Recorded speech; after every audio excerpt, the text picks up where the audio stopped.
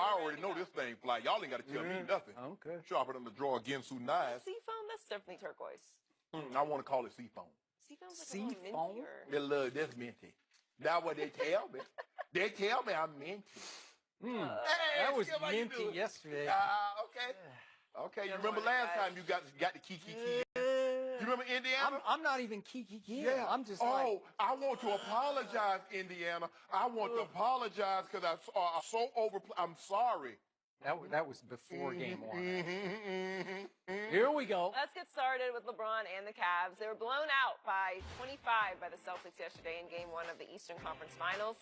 Al Horford, Jaylen Brown, and Marcus Morris all scored at least 20 points, and Boston is now 8-0 at home in the playoffs. LeBron struggled, scoring just 15 points and turning the ball over 7 times. Despite the loss, LeBron still sounded confident. Let's take a listen. I have zero level of concern at this stage. I didn't go to college, so it's not March Madness. You get better throughout the series. You see ways you can get better throughout the series, but I've been down 0-1, I've been down 0-2. I've been down before in the postseason. But for me, there's never no level of concern, no matter how bad I played tonight with 7 turnovers, how inefficient I was shooting the ball. Just as confident going into a series, no matter if it's a 0-0 series or I'm down 0-1. Shannon, what happened yesterday? Well, this is what we normally see from the Cavaliers. They are a three-point shooting team. And when they do not shoot well from the three-point line, it gets ugly. They don't normally lose by 3 or 4 or 5 or 10. They lose by 25, 30. We saw this against Minnesota. We saw this against OKC. We saw it against the Houston Rockets at home. Skip, they are a three-point shooting team. When you go over 12 in the first half, what normally happens? That would happen. Skip, of the 26 three-pointers they shot, 24 of them was open or wide open. Analytics define open as 4 to 6 feet, 6 feet and beyond is wide open. They missed 24 of 26 shots. Either they were open or wide open. They're better than that. You know they're better than that. LeBron did not have not only was he inefficient at shooting the basketball, they only had 9 turnovers, but he had 7 of them. He knows he has to do a better job of taking care of the basketball. But normally what we've seen in game one from LeBron is that against Indiana, what happened, Skip? They shot a bunch of threes. They were ineffective. They got blown out. Now, Toronto let them off the hook because LeBron, again, had a bad game shooting the ball. They messed around and let the Cavs stay around, get them into overtime, and they won the game. The Boston Celtics are a very, very good team. They're very talented. They have every guy that starts for them can guard multiple positions.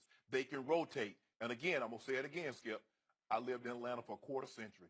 I remember when Al Horford got drafted. This is the best stretch of basketball I've seen Al Horford play. And the Atlanta Hawks front office and fans are saying, where the hell were you when you were here? You didn't play like this. He's playing unbelievable. Those guys can guard multiple positions. They can switch, rotate multiple times. And now everybody has confidence. They're letting the ball go. They're shooting the 3 ball with extreme confidence. So I'm not overly concerned. You might be, because I don't believe they will be this cold from the 3-point line again. I do not believe LeBron James will be this inefficient again. Because if memory serves you correct, it's only been a little over 3 weeks. You remember what happened in game 2 when they played Indiana, Skip? Oh, yeah, 46, 12, and 5. Do you remember what happened in game 2 when they played the baby dinosaur, Skip? 43, 14, and 8. Just watch tomorrow night. Is that what you're predicting? We'll have 40? Are you going 40 plus? We'll have a different conversation on Wednesday. Okay. Yeah. I feel real comfortable in saying that. Would you go to 40 plus in game 2? I feel comfortable in saying I will have a different conversation, and I'll be keying over here on Wednesday, and you'll be, it's Joe Jordan. Jordan wouldn't have needed this. Jordan wouldn't have needed a 50-point game to beat this team, which he never beat in the playoffs, I might remind. Let everybody know that. Michael Jordan never defeated the Boston Celtics in the playoffs. But I don't even know why I brought that up. Go ahead, Skip. Interesting. So I sure hope you're right about game 2 because, silly me, I was the one who said Cavs in 5 in this series. I had little to no respect for the baby Celtics. I'm sorry. I just didn't see this coming.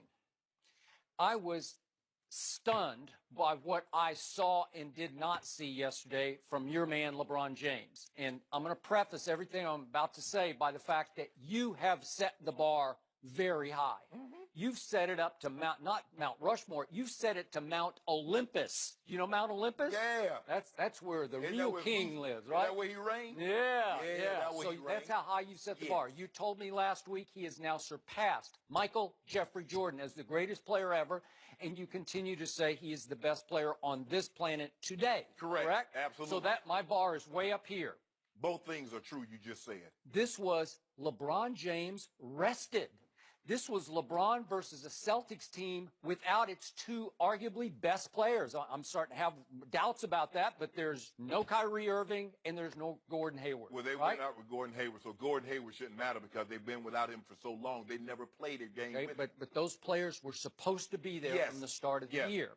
So I figured, silly me, that LeBron James would come out in full-on attack mode and put these upstart Celtics right back in their place, just the way he did all through last year's playoffs against the Celtics, What right? have you seen from him this year, though? Okay, but I'm saying, what did he do to the Celtics last year? I know it was Isaiah Thomas's team at that point, IT's team, but he just devastated them. They had no answer for him. And what happened on February 11th, right after the trade deadline, when it went boom, boom, boom, boom, boom, and all those new Cavs got added? They went right up to Boston, and it was 121 to 99. And basically, LeBron James went out that day, and it was as if he were wearing those sneakers that he wore at Madison Square Garden that said, "I'm king." And he stepped on those baby Celtics and said, "No, not yet," right? He was just devastating. And by the way, Kyrie actually played in that game. Right. And Kevin Love did not play in that game. And somehow Kevin Love was the best Cavalier yesterday. Kevin Love outscored LeBron James? Are you kidding me? I'm sorry, I did not see that coming. What happened yesterday was LeBron James came out in full-on Lonzo Ball mode. That's what he was in. Remember Lonzo early this year, especially when he came out unplugged, disconnected, disengaged? What's your thing that you do when you put your goat mask on? You do right? Yeah. That's actually a sheep. But yesterday he was more because he was a sheep in wolf's clothing. That was a sheep. Who was that guy? We're always getting on LeBron on social media for being passive aggressive. He was just passive. He comes out like Lonzo does and starts throwing little weak, timid passes to the wing. Here, you shoot this contested jumper. I didn't see that many wide open threes. Well, I'm just going by what the analytics, and we love those. And yet, I thought LeBron would come out early and set the tone.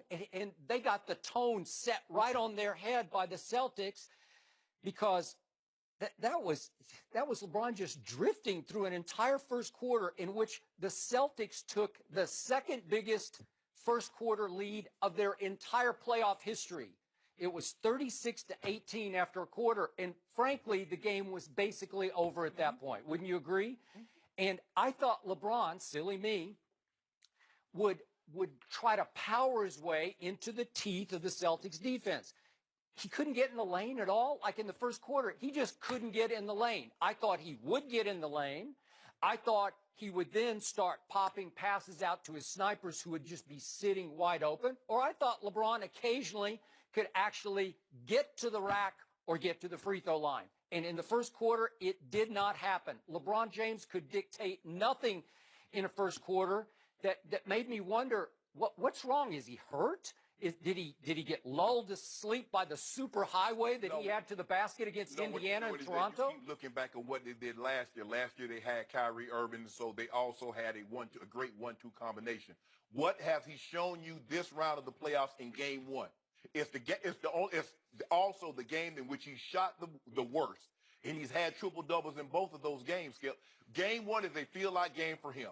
Okay, he says, okay, Brad Stevens, now I see how you want to play me. Now I'm going to move the chess pieces over here and see what your reaction is going to be. The closeout game, J.R. Smith and Kyle Korver were 7 of 8 from the three-point line. Yesterday, they were 1 of 8. There's a difference, Skip. You understand that. You're becoming a prisoner of the moment. You're looking at one game and says, oh, the series is over, just like you did in Indiana. Why couldn't it be a feel out first 5 minutes of the game, then you call timeout and say, oh, we need to switch this and